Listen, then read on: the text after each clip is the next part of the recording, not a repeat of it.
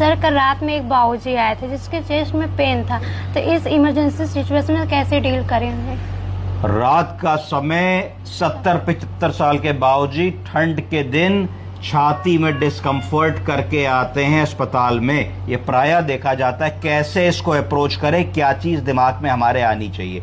सबसे पहले चीज हमारी आनी चाहिए कि अगर छाती में दर्द है तो दाईं तरफ है कि बाईं तरफ है।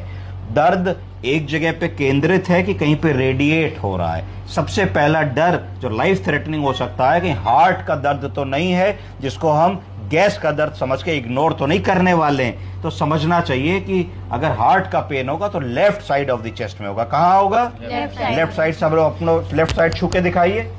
Left side of the heart में दर्द होगा। तो left side of the heart में दर्द होगा, ये रेडिएट करेगा लेफ्ट शोल्डर में। कहां रेडिएट करेगा? लेफ्ट शोल्डर में। मरीज बताएगा कि खाली दर्द ही नहीं है डॉक्टर साहब, दाएं कंधे पे बाएं कंधे पे भी रेडिएट हो रहा है हमारा दर्द। और बताएगा कई बार कि जबड़े में भी दर्द आ रहा है, जॉ में भी दर्द आ रहा है। बताएगा उल्टी जैसी फीलिंग आ रही है। बताएगा सांस लेने में दिक्कत हो रही है। बताएगा सफोकेशन की फीलिंग हो रही है।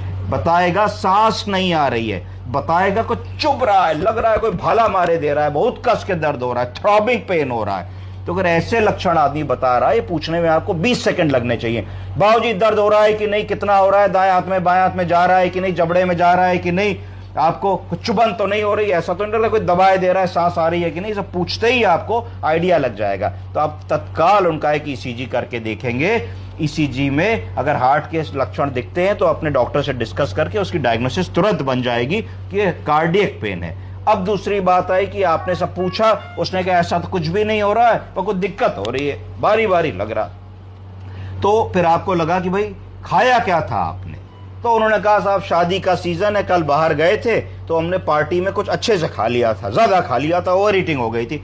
तो फिर तुम्हें समझ में आना चाहिए कि ये जो पेन हो रहा है इसको एसिड पेप्टिक डिसऑर्डर बोलोगे, हाइपर एसिडिटी की वजह से पेन बोलोगे कि ज्यादा खाया, ज्यादा खाने के लिए पाचन क्रिया को चलाने के लिए ज्यादा एसिड, ज्यादा पित्त, ज्यादा बाइल बन रहा है, ज्यादा डाइजेस्टिव एंजाइम बन रही हैं और उसी खाने को बार बार एसिड बन के पच रहा है, तो हाइपर एसिडिटी सिंड्रोम हो रहा है, रिफ्लक्स हो रहा है, रीगर्जिटेशन हो रहा है। पूछोगे मुंह में खट्टा पानी तो नहीं आ रहा, डकार तो नहीं आ रही, बेल्चिंग तो नहीं हो रही, डिस्पेप्सिया तो नहीं हो रहा, ये सारे लक्षण मरीज बताएगा। इसमें तुरंत तुम उसको 20 ml 25 ml डाइजीन की सिरप पिलाओगे, या आजकल कुछ भी ना हो तो फ्रिज से ठंडा दूध पिला दोगे। तो जैसे ही तुम ये दोगे उसको पेंटाप्राजोल की गोली दे दोगे, रेविप्राजोल की गोली दे दोगे, ओमेप्राजोल की गोली दे दोगे, थोड़ा रीएश्योर करोगे। जैसे ही ये करोगे मरीज